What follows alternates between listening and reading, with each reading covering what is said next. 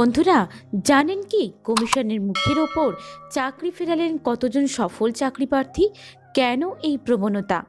School service কমিশনের মুখের ওপর চাকরি ফিরিয়ে দিয়ে ওয়েটিং লিস্টে থাকা চাকরি প্রার্থীদের সুযোগ বাড়িয়ে দিলেন বেশ কয়েকজন সফল প্রার্থী। চাকরি প্রার্থীদের এক অংশের অভিযোগ, নিয়োগের জটিলতা ও কাউন্সেলিং পদ্ধতিতে বিশ্বাস না রেখেই কমিশনের মুখের ওপর চাকরি ফিরিয়ে দিয়েছেন অনেকেই। ঠিক কতজন সফল চাকরি প্রার্থী চাকরি ফিরিয়ে দিয়েছেন জানেন?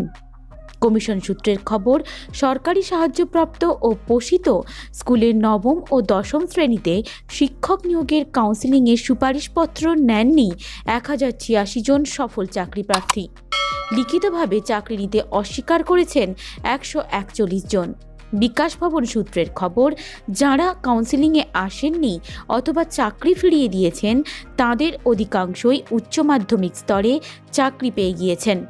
আর নিয়োগপত্র নিতে অস্বীকার করা প্রার্থীরাও কর্মরত হওয়ায় পছন্দের স্কুল না পেয়ে প্রত্যাখ্যান করেছেন। চাকরি প্রার্থীদের এক অংশের দাবি, যদি একসঙ্গে এই কাউন্সেলিং প্রক্রিয়া হতো তাহলে বেশ সংখ্যক সফল চাকরি প্রার্থী নিজেদের যোগ্যতা অনুযায়ী স্কুল বেছে নিতে পারতেন।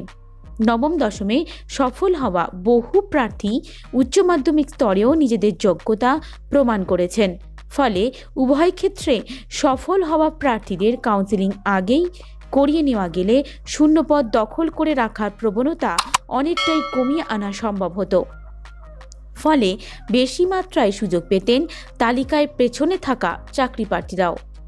কমিশন সূত্রের খবর, মাধ্যমিক স্তরে নিয়োগের প্রথম দফায় ঘোষিত তালিকায় 5000-এর বেশি প্রার্থী গড়হাজির ছিলেন, যদিও ওয়েটিং লিস্টে 8256 জনের নাম রয়েছে।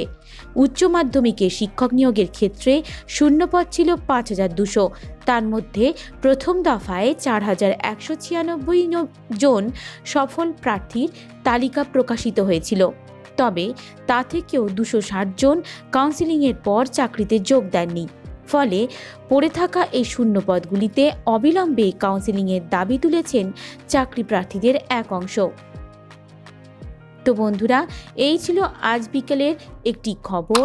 এরকমই আরও অন্যান্য খবর পেতে আমাদের চ্যানেলের সঙ্গে থাকুন। তো ভালো থাকবেন বন্ধুরা, ধন্যবাদ।